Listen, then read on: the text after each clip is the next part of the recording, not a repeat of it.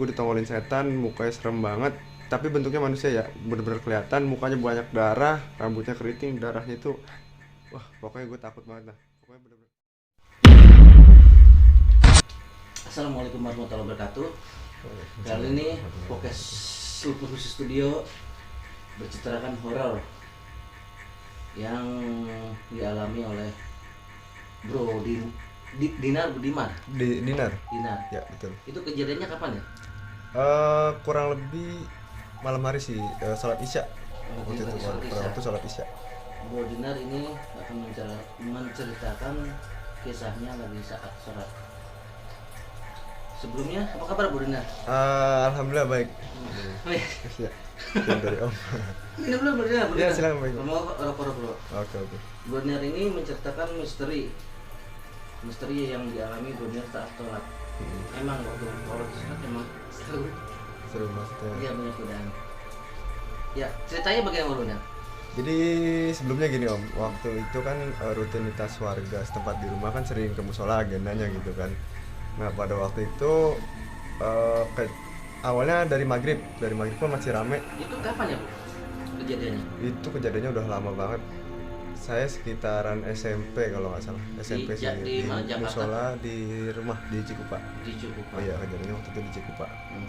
Nah itu kan biasa rutinitas maghrib isya, warga ada yang ke musola gitu kan. Saya berangkat ke musola sama warga maghrib.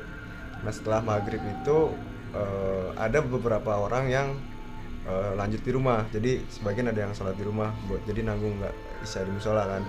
Nah yang di musola itu sisa kurang lebih 4 orang Om. 4 orang pada itu 4 orang. Nah pas masuk ajan emang hawa-hawanya udah mulai beda ya kan, karena cuma ada 4 orang ganjil gitu kan. Nah pas masuk rokaat pertama Itu kejadian di musola? di musola. Di musola. Jadi kejadian langsung di musola itu. Nah pas rokaat pertama itu emang saya sholat merasakan keringat, maksudnya kayak keringat dingin gitu, maksudnya kok hawanya panas banget. Malam gitu. sholat isya ya? Malam, pada waktu itu malam hari. Nah apa namanya, di rokaat pertama baru merasakan ya kan. Nah pas rokaat kedua mulai deh tuh, pas abis dari sujud saya bangun ke rokaat kedua. Kejadiannya gini, boleh saya praktekin Om ya?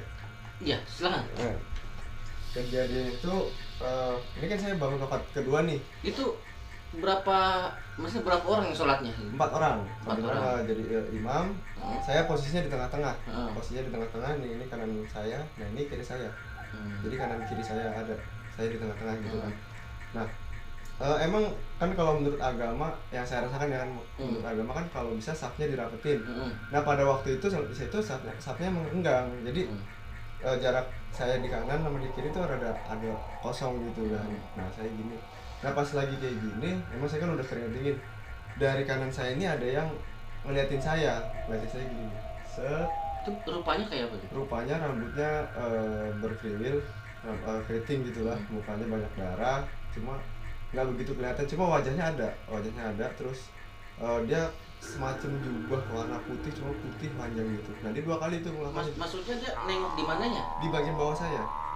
Di bagian ini kan tangan saya, nah dia di bawah sini. Dan dia nongol ke sini. Ngeliatin saya. Saya kan ngeliat dong dari atas ini kan ngeliat. Astagfirullah, saya langsung nyebut dan takut. Saya coba merem, saya ngeliat lagi, dan dia keluar lagi dari sebelah kiri saya. Nah saya itu benar-benar udah makin merinding, sampai saya coba buat benar-benar ngelawan, akhirnya sampai ngelawan. Nah ya udah, sampai di situ udah mulai ngerasain lah kalau ternyata emang asapnya gitu kan. Akhirnya saya ngerubah asap di saya dalam musola. di dalam musola. Enggak, reaksi dari Bung Dinar gimana? Karena lagi sholat saya nggak bisa apa-apa, jadi kayak cuma bisa nahan sama nyebut aja itu, karena benar-benar emang takut ya kan, namanya takut ke keadaan lagi kayak gitu. Cuma mungkin kebantu sama sholat gitu kan, jadi ya udah. Setelah Bung Dinar maksudnya melihat seperti itu, lagi sholat seperti itu, setelah sholat Bung Dinar tuh ekspresi Bung Dinar semacam apa? Masih panik, masih keringat dingin, sampai kan akhirnya setelah selesai sholat tuh sempat doa. Nah habis doa itu pas musolanya kan emang sepi ya kan, udah mulai sepi, kemudian pas ngunci masih ngerasain ada yang memperhatiin lah. Di Ada dalam di musola apa di luar musola? di musola itu di dalam. Di dalam musola bisa ada setan. Itu beneran lihat sendiri rupanya, Rupanya wajahnya. jelas banget. Kalau pada waktu itu ada kamera mungkin bisa saya rekam kali. Jadi Itu kejadiannya pas umur berapa nih?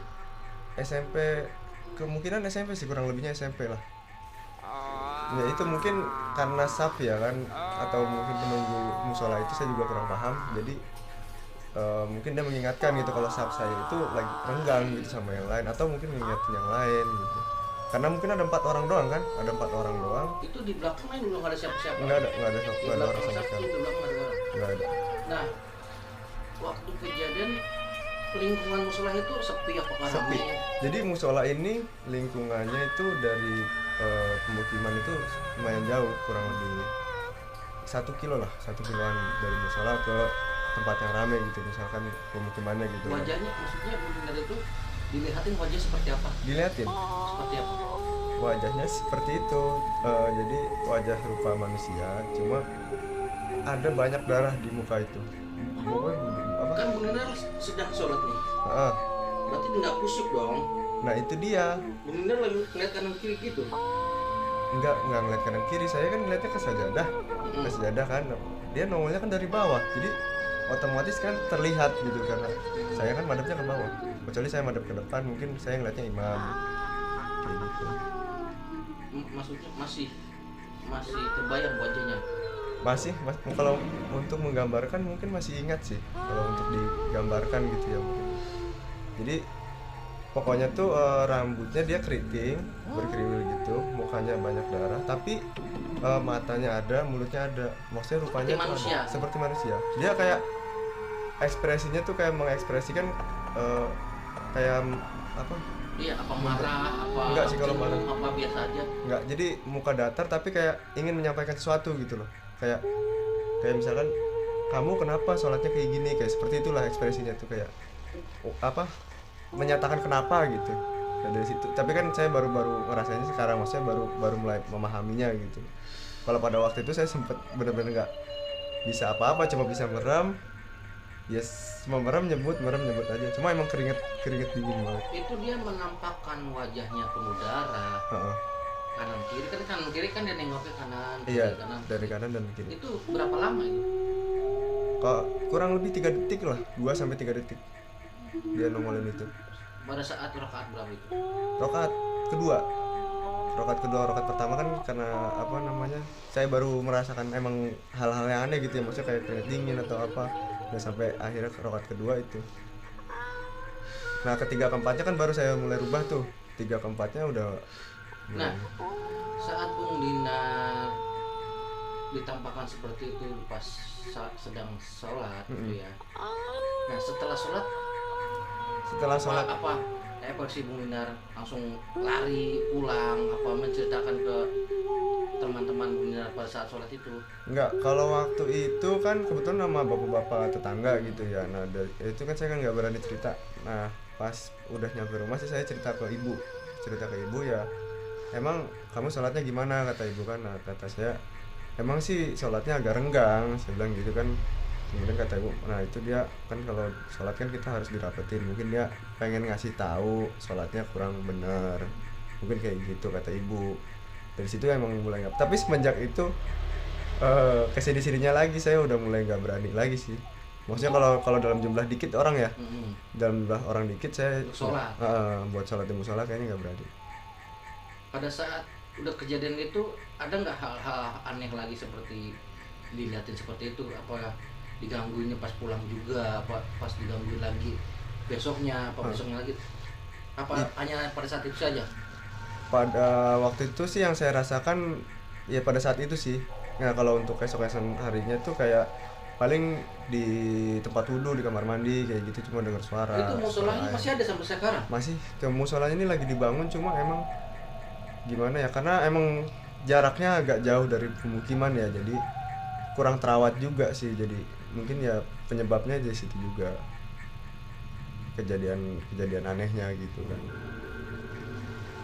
Tapi sempat Bung Dinar itu pada saat kejadian itu yang Bung Dinar alami cerita nggak sama yang punya musola, apa penjaga musola? Oh, Kalau nggak warga sekitar musola situ cerita nggak kalau Bonindar tuh mengalami seperti hal itu?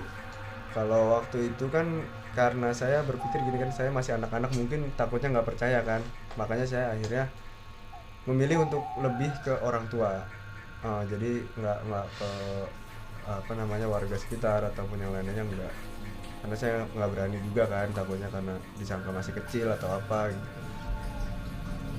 Hmm. Ya, mungkin kalau saya yang mengalami, saya suka Sebenarnya gini om, pada waktu saya ditongolin itu kan refleks ya, maksudnya refleks pergerakan kan, saya sebenarnya udah gerak juga, gerak, saya pengen pergi gitu kan, pergi tapi nggak bisa. kayak nggak bisa, jadi cepet gitu aja, jadi udah bener-bener ketahan, akhirnya dia memilih buat merem, karena kan merem nggak akan lihat tuh, akhirnya ya cuma takut, bener-bener takut, eh, deg-degan, wah pokoknya bener-bener panik lah pada saat itu. Tapi wajahnya seperti manusia. Melongo itu kepalanya apa sama badannya? Dia itu bagian kepala, cuma badannya kayak namanya melongo separuh ya, mungkin kelihatan separuh, cuma putih, bagiannya putih kayak, sebenarnya putihnya bukan kayak busana sih, kayak lebih ke cahaya aja. Nah cuma bagian mukanya dia jelas, bagian mukanya benar-benar jelas, rupanya, darahnya. Mungkin pada waktu itu saya berpikirnya penunggu di musola itu kan, maksudnya yang nunggu setiap daerah itu kan ada ya, kayak gitu mungkin saya pikirnya. Itu malam apa gitu nggak ingat?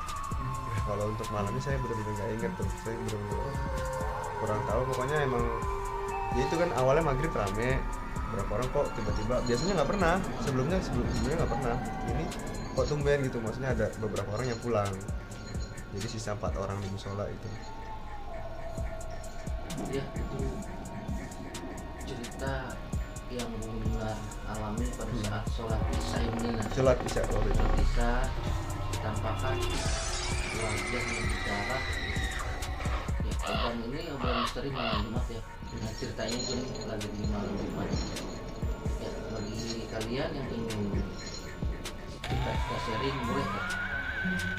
Studio Lupus untuk menceritakan pengalaman misteri di sini bersama Bonindar juga. Oke, Bonindar. Oke. Makasih banyak. Ya, terima kasih Om Lupus. Terima kasih Oke. udah mampir di Studio Ya, Lupus. terima kasih. Kapan-kapan kita undang lagi, dan terima kasih yang kalian sudah subscribe, udah like, udah komen. Terima kasih banyak. Terima kasih. Terus dukung channel Lupus Musik Studio di podcast Lupus Misteri, Lupus Orang Indo. Terima kasih. Untuk salam. Assalamualaikum warahmatullahi wabarakatuh. Waalaikumsalam warahmatullahi Oke, wabarakatuh. makasih Bonindar. Ya, terima